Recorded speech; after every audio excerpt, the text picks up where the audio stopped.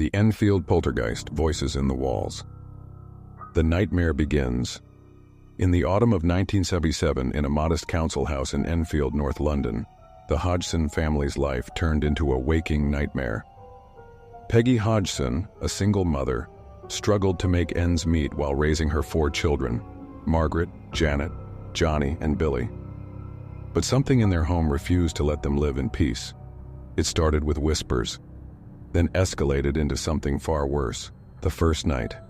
It was a chilly September night when 11-year-old Janet and her younger brother Johnny first heard the knocking. The rhythmic taps echoed through the room, bouncing off the peeling wallpaper. "Stop it, Johnny," Janet whispered, annoyed. "I'm not doing anything," Johnny replied, his voice trembling. The knocking intensified. Peggy, hearing the commotion, entered the room. "What's all this racket?" she asked, her face tired from another long day. Just as she spoke, the chest of drawers near Janet's bed lurched forward. It scraped the floor with a deep groan, moving toward them on its own. Peggy gasped and pushed it back, but as soon as she turned, it slid forward again. "We're leaving this room, now." They rushed out, huddling in the living room for the rest of the night, unaware that this was just the beginning. The whispering walls. Days passed, but the knocking never stopped. Soon, whispers emerged from the walls, growing louder at night. "Mom, it's saying something," Janet murmured, her eyes wide with fear. Peggy pressed her ear against the wall. A low, gravelly voice hissed, "Mine, get out." A chill crawled down her spine. She grabbed the children and ran next door to the Nottinghams, their friendly neighbors, who listened in disbelief. That night, as the family tried to sleep, the whispers turned into guttural screams. Possession. Janet became the center of the chaos. Objects flew around her.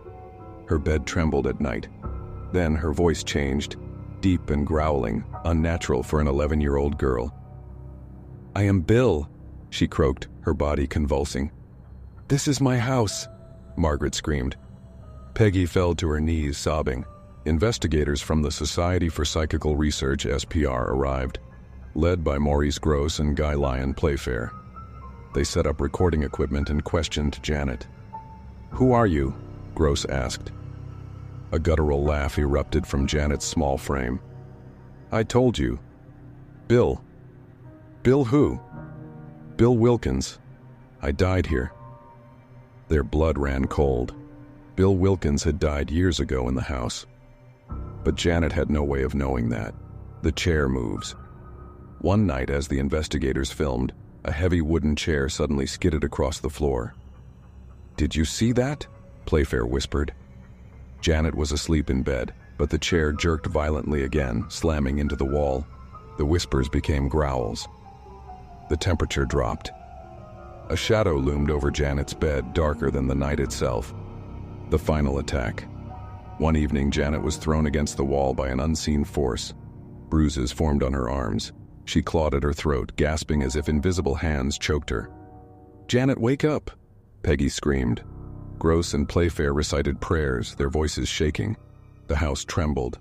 Then, suddenly, silence. Janet collapsed, unconscious. The air thickened with an unbearable stillness. The entity had retreated.